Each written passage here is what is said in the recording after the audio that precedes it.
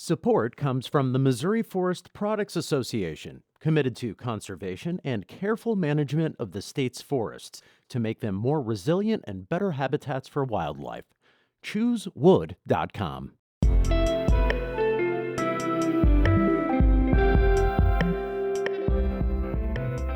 From the St. Louis Public Radio Newsroom, this is The Gateway. It's Monday, January 3rd, and I'm Rachel Lippman, in today for Wayne Pratt. Ahead on today's podcast, the overall population growth in the St. Louis region stalled in the past 10 years. But some communities here continued to add new residents, and they found many aspects of the region to like. I tell people, anybody who comes to visit us is here is 15 different things that you can do in St. Louis, and they're all 30 minutes away from our house, be it the science center or the museum or the zoo, everything for a family. St. Louis Public Radio's Eric Schmid examines the expanding Asian community within the St. Louis region and some of the reasons behind that continued growth. But first, the news. Two Republican members of Congress from Illinois are slated to run against each other in the June 28th primary. St. Louis Public Radio's Jason Rosenbaum has more from the fallout of Congresswoman Mary Miller's re-election decision. Miller announced on Saturday she will run in the 15th district, where fellow GOP Congressman Rodney Davis resides. Illinois Democrats drew Miller's residence into Congressman Mike Bost's district. Bost and Miller share similar views and have both been close allies of former President Donald Trump.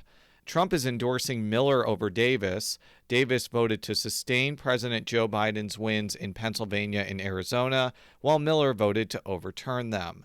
While Davis has endorsements from scores of elected officials, Trump's endorsement may be appealing to voters in the heavily Republican 15th district that includes Quincy and parts of the Metro East.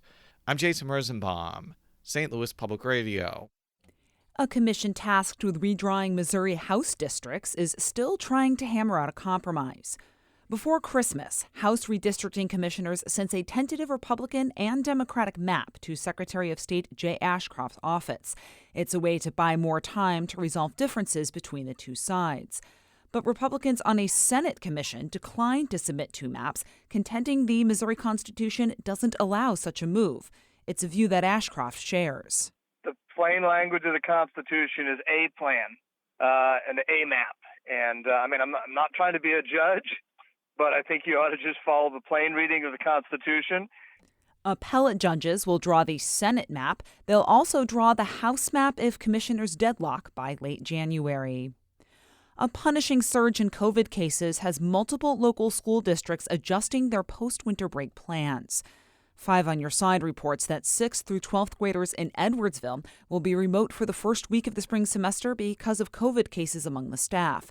The district's athletic teams will be allowed to play, but without spectators, including parents.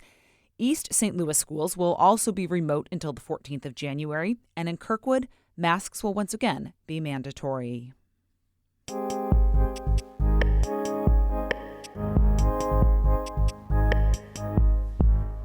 The Asian population has continued to expand across the St. Louis region over the past 10 years. And the results for the 2020 census indicate this trend will likely continue. St. Louis Public Radio's Eric Schmid reports the region's educational institutions are a major attraction for many in the Asian community. Sriram Devanathan had no idea what St. Louis was like when he moved to the city from Ohio in 2011 for his postdoctoral research at Washington University. I even did not know what was Washington University, right? And when I first saw the Nobel laureates out there, that was a shock for me. Devanathan, a biochemist originally from India, quickly found reasons to stay.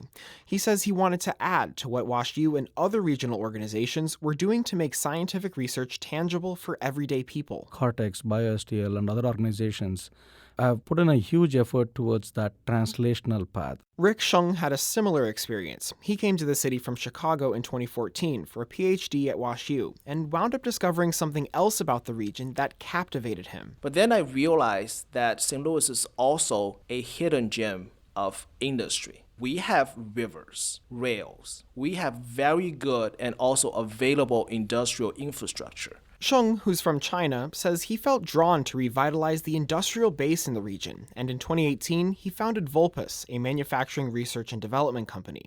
Sheng and Devanathan are two of the nearly 22,000 Asian people that moved into the region in the past decade. The growth is concentrated in St. Louis, St. Charles County, and St. Louis County, where Asians now make up about 5% of the county's 1 million residents. There are other draws outside of the educational and professional opportunities here, like the lower cost of living and general lifestyle the region affords.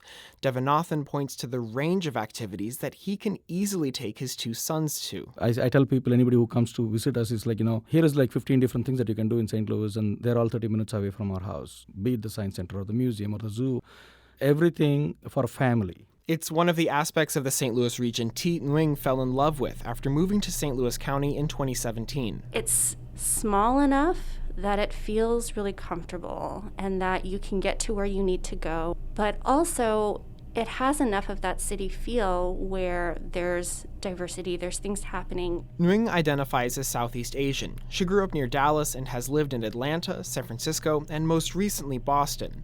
Nguyen says an important part of St. Louis for her and her family are the vast number of community organizations committed to social justice. My kids also, one of the things we wanted to provide them is their own experiences with people of all different kinds of backgrounds. She says they volunteered with local Black farmers to learn about their farming practices and issues around food access. Kind people are kind people everywhere. Despite the positives, experts say there are still hurdles for regional leaders if they want this population group to expand.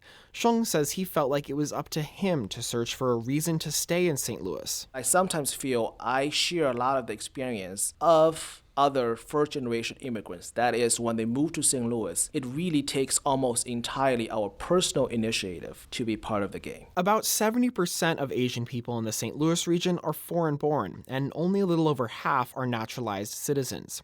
That process can be frustrating. Krishna Kunapareddy is a regional planner for Lincoln, Warren, and Montgomery counties and lives in St. Charles County. She came to the U.S. from India 15 years ago for a master's degree and has been waiting to get permanent resident status for the past 12 years. I know everybody talks about bringing in international students. They don't understand the problems after the students are done with college education. There is a life after that all these people are stuck with in backlog. Another issue is how the vast Asian community is defined.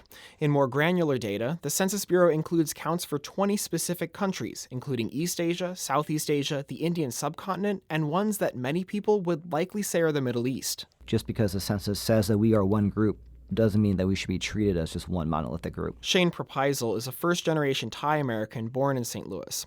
He says this contributes to a long-standing visibility issue within the Asian community that's just starting to change. Civic invisibility had real consequences. I think that there's a new generation of Asian Americans in St. Louis who now they're starting to organize amongst their communities. He's part of that activism and hopes it will make St. Louis a place where all Asian people can celebrate their unique identities and heritage while also being an integral part of the regional community. I'm Eric Schmid, St. Louis Public Radio. There's a detailed map on our website showing where the Asian population grew the most in the St. Louis region. That can be found at stlpr.org.